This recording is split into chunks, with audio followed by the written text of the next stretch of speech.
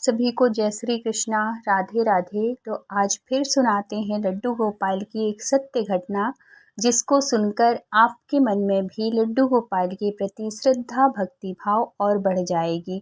तो ये सत्य घटना मेरे साथ शेयर की है झांसी से बीना जी ने। तो बीना जी कहती हैं कि उनके जीवन में लड्डू गोपाल की कृपा कैसे हुई, और ये जो घटना है ना, ये बहुत ही दर्द भरी घटना है। मतलब अगर आप लड्डू गोपाल की सेवा करते हो या नहीं करते हो, तो कभी भी उनको परखो मत कि ये हैं भी कि नहीं है। वो अगर आपके मन में विश्वास है, आपके प्रति, आपके लड्डू गोपाल के प्रति श्रद्धा है, भक्ति है, तो वो ज़रूर आपको अनुभूति करा देंगे। कभी ना कभी आपको अनुभूति ज़रूर होगी, लड्डू गोपाल की कृपा ज़रूर होगी।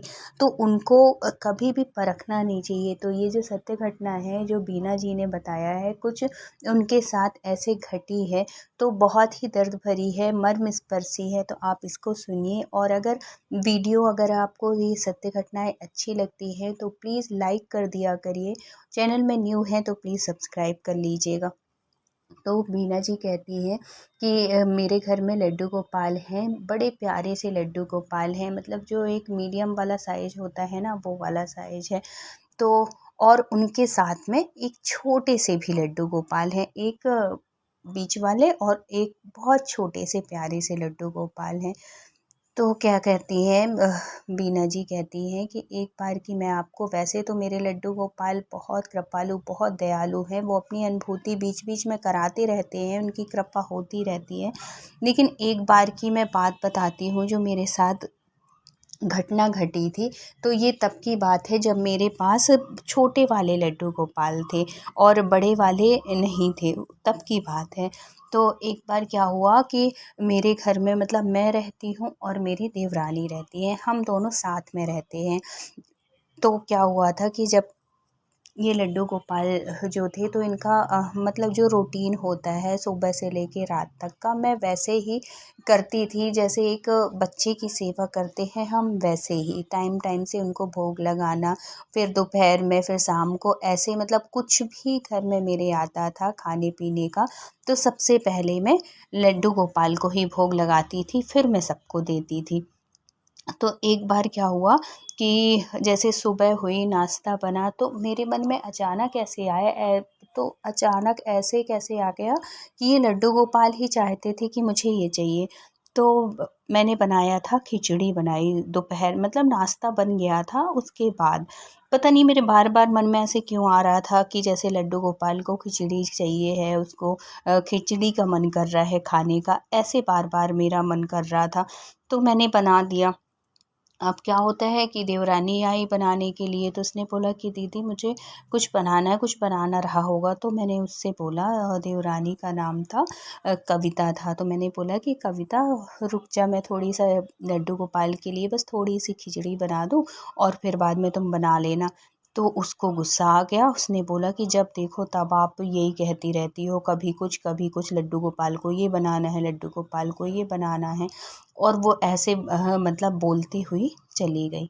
तो फिर जब वो वापस आई, फिर मैंने उसको समझाया कि देख कविता, ये भी तो घर के सदस्य हैं ना, और अगर इनको अगर भोग लगाओ तो कोई वैसी, खाते तो अपन लोग ही हैं, तो कोई वैसी थोड़ी है कि मैं कोई अलग से बनाती हूँ, तू ही खा लेना प्रसाद जब भोग लगा दूँगी तो। ऐसे करके और मैं उसको समझा के वापस आ गई किचन में। फिर क्या होता है कि दूसरे दिन की बात होती है। उस दिन तो चलो मैंने भोग लगा दिया। अब क्या था, दूसरे दिन फिर वही रूटीन मेरा, और उसका भी मतलब साथ में, हम, ऐसा नहीं था कि वो अलग बनाती थी मैं अलग बनाती थी, लेकिन मेरा था कि मैं लड्डू गोपाल के लिए अधिकतर मैं ही बनाती थी। एक बार क्या होता है कि पता नहीं कुछ काम आ जाता है कि मेरी तबीयत से ठीक नहीं रहती, मुझे अच्छे से याद नहीं है, लेकिन मैं उस दिन खाना नहीं बनाती हूँ, या कि कुछ बिजी रही होंगी जो भी। तो मैंने कविता से बोल दिया कि कविता सुन, आज लड्डू गोपाल के लिए कुछ दिन, मतलब एक हफ्ते की बात है, फिर मेरे मन में पता नहीं कुछ टाइम से ना, मेरे मन में ऐसा आता था कि बीच बीच में मैं लड्डू गोपाल को खिचड़ी का भोग लगा देती थी। तो मैंने कहा कि कविता, आज तू खिचड़ी बना देना और सबसे पहले लड्डू गोपाल का भोग लगा देना। मैं जब तक ये काम कर रही हूँ, कुछ कर रही थी शायद, याद नहीं है मुझे अच्छे से। तो उसने बोला कि ठीक है, मतलब ऐसे करके ठीक है, ऐसे बोले कि जैसे मतलब उसको कोई कष्ट हो रहा है, कोई तकलीफ़ हो रही है। और खिचड़ी बनाने में कौन सी इतनी मेहनत लगती है, कोई मेहनत तो लगती नहीं है। तो मैंने इग्नोर किया, मैंने सोचा कि चल ठीक है, बना देगी।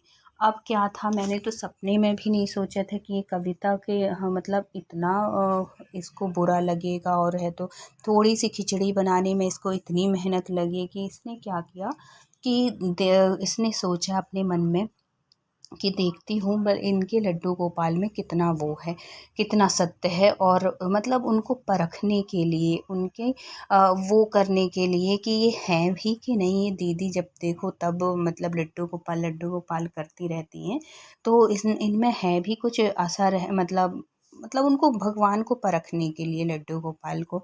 तो वो कहती हैं कि चलो आज मैं करके देखती हूँ क्या होता है। तो ये इतनी दुष्ट है कविता, ये क्या करती है कि खिचड़ी बनाती है गरम-गरम, और सीधे लड्डू गोपाल के सामने ऐसे रख देती है।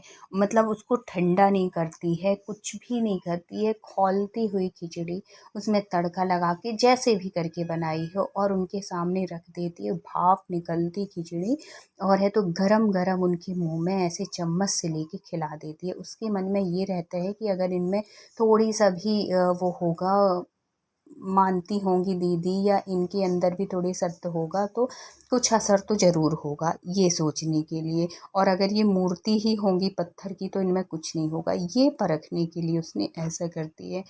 फिर क्या होता है कि अचानक से कविता वो रीना आ जाती है, बीना जी आ जाती हैं, और देखती हैं, और उनके हाथ से ऐसे जैसे वो खिलाती रहती है ना उनको, गरम-गरम चम्मच से भाप निकल रही है और वो खिला रही है। तो उसके हाथ में ऐसे धक्का मारती हैं और वो चम्मच गिर जाती है। फिर वो उसको इतना डाँटती हैं कविता जी को, और कविता को मतलब अपनी देवरानी को, कहती हैं कि कविता, मुझे इतनी उम्मीद नहीं थी कि तू इतना ज़्यादा वो करेगी। मतलब मैं जानती हूँ कि तू इतना नहीं मानती है, लेकिन नहीं मानती है तो कोई बात नहीं, लेकिन तू इतना गलत भी तो मत कर। तो उसने कहा क्या कर दिया? तो उन्होंने बोला कि अच्छा बता, तू ही बता, तेरा बेटा है वो भी छोटा है, तू उसको वहाँ से मतलब बना के तुरंत उसके मुँह में डाल देगी क्या?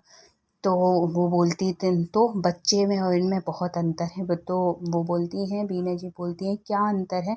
मैं तो इनको बच्चे जैसे ही मानती हूँ। तूने कभी देखा कि मैं भी खिचड़ी बनाती हूँ, तू भी देखती है मैं कैसे भोग लगाती हूँ। मैं पहले ठंडा करती हूँ, बिल्कुल नॉर्मल हो जाता है, तब मैं भोग लगाती हूँ ना। मैं गरम गरम तो कभी किसी दिन नहीं खिलाती।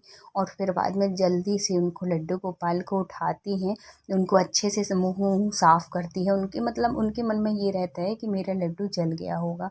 अब क्या था, अब वो तो परख रही थी, तो भगवान को भी तो अपना दिखाना था ना कुछ चमत्कार। तो वो क्या होता है कि ये जैसे ही बैठती है खाने के लिए, दोपहर का ही टाइम था और 1 घंटे पहले की बात थी। मतलब ये कविता ने उनको ऐसे भोग लगाया था। अब क्या होता है कि पता नहीं, कविता कहती है कि मुझे खुद नहीं पता कि क्या हुआ। अब ये खाने के लिए जैसे ही वो करती है कि उसका छोटा-सा बच्चा रहता है, ये ताल की कटोरी लिए रहती है, पीने के लिए ही की होगी, जैसे भी की होगी, कि उसका छोटा-सा बच्चा उसका मतलब हाथ मार देता है मुँह में। और जैसे ही वो हाथ मारता है, उसकी जो दाल थी, गरम-गरम दाल पूरे मुँह में चली जाती है, कुछ अंदर जाती है, कुछ उसके फेस में, कुछ गले में, ऐसे करके तुरंत उसके मुँह में फफोले पड़ जाते हैं जहाँ-जहाँ भी दाल गिरती है। तो उसके मन में एकदम से तुरंत आता है कि देखो मैंने वो किया था, लेकिन उसने ज़ाहिर नहीं किया, उसने बताया नहीं। और फिर तुरंत आती हैं, जैसे ही वो चिल्लाने की आवाज़ आती है, वैसे ही बीना जी आती हैं और कहती हैं, क्या हो गया कविता, क्या हो गया कविता? लेकिन बीना जी बहुत अच्छी लेडीज़ थी, बहुत ही अच्छी। वो तुरंत आती हैं और उसको मतलब बर्फ़ से उसकी सिकाई करती हैं, जहाँ-जहाँ भी उसको छींटा पड़े थे दाल के। और तुरंत ऐसे वो करते-करते, साफ़ करते-करते कहती हैं कि देख कविता, तूने लड्डू गोपाल के साथ किया था ना, गरम-गरम उनको खिलाया था, तो अब देख तू परख रही थी ना उनको कि ये मतलब मूर्ति हैं कि सच्चे में हैं, तो तूने देख लिया। अब तो तेरे को विश्वास हो गया ना कि लड्डू गोपाल हैं। मतलब जिस भाव से अगर मानोगी वो अपनी अनुभूति साक्षात्कार करा देते हैं। तो तूने गुस्से में उनको खिलाया तो देख तुरंत 1 घंटे हुए हैं अभी तूने ऐसा किया और तुरंत तेरे ऊपर ये हो गया। तो फिर बाद में वो जो कविता होती है वो रोने लगती है, बहुत वो करती है और माफ़ी मांगती है, कहती है सही दीदी, मैंने परखने के लिए आपके लड्डू गोपाल को किया था और मैं मान गई कि आप में भक्ति है और आपकी भक्ति लड्डू गोपाल स्वीकार करते हैं। उनमें सच में मतलब वो है सत्यता है, मतलब हैं वो लड्डू गोपाल, सिर्फ पत्थर की मूर्ति नहीं है। मान गई मैं इस बात को, आपकी पूजा को, आपकी भक्ति को। और दीदी मुझे माफ़ कर दो, आज से मैं भी आपके जैसे मतलब भगवान की सेवा करने की कोशिश करूँगी। मैं तो इतनी कपटी हूँ, मैं इतनी अधर्मी, फिर बहुत कुछ बोलती है अपने आप को और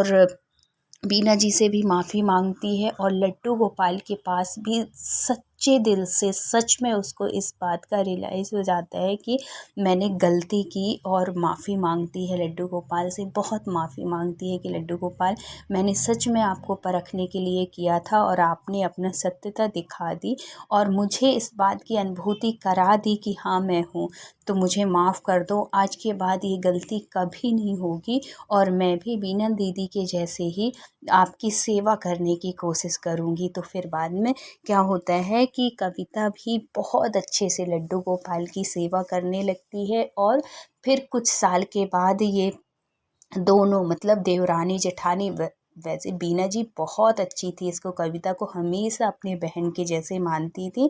लेकिन वही है ना, बचपना जो होता है तो वो नादानी में उसने कर दी, कोई बात नहीं। लेकिन बीना जी के समझाने के बाद ये कविता भी बहुत अच्छी हो जाती है और वो भी लड्डू गोपाल की सेवा करने लगती है। फिर कुछ दिन के बाद ये लोग वृंदावन जाती हैं और वहाँ से वो बीच वाले जो मीडियम साइज होता है वो वाले लड्डू गोपाल भी ले आती हैं। फिर ये मिलके दोनों बहुत ही अच्छे से सेवा करते हैं। इनकी परिवार बहुत अच्छे से खुशहाल जीवन जीता है, बहुत अच्छे से लोग हिल मिल के बिल्कुल बहनें जैसे, भाई भाई में भी बहुत प्यार है और ये देवरानी जेठानी में दोनों में बहुत प्यार है। तो ऐसी होती है हमारे लड्डू गोपाल की कृपा।